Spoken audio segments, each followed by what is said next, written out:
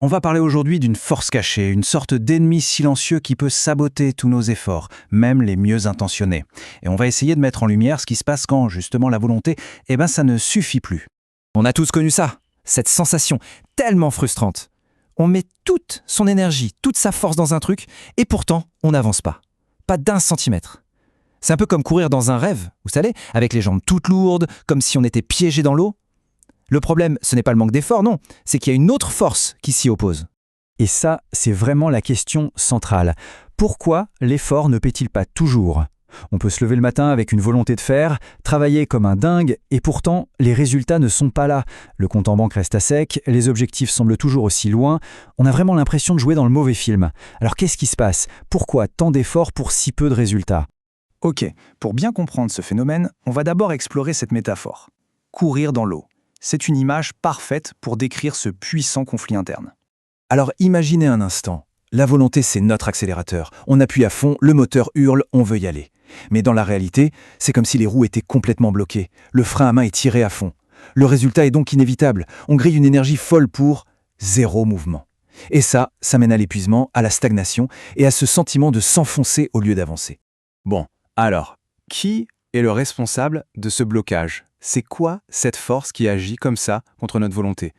Il est temps de mettre un nom sur cet ennemi silencieux. Et voilà le coupable, ça s'appelle la contre-intention. C'est une force qui vient de notre inconscient et qui s'oppose directement à ce qu'on veut consciemment.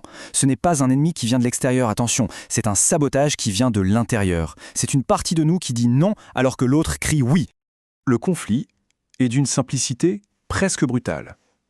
D'un côté, il y a la partie consciente, notre esprit, qui donne un ordre très clair. Avance. Et de l'autre, l'inconscient, qui oppose un veto tout aussi puissant. Non.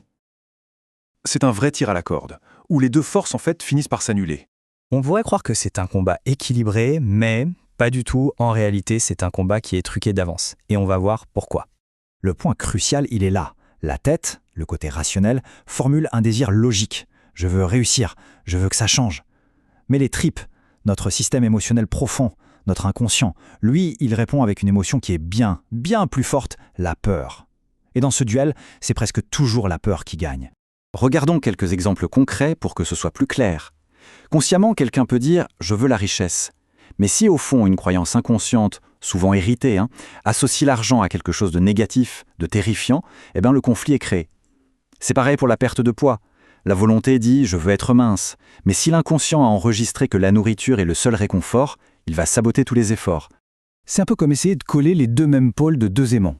Il y a une force invisible mais hyper puissante qui les repousse. C'est nager à contre-courant dans une rivière déchaînée. Et la raison est simple. L'inconscient, c'est le capitaine caché sur notre bateau.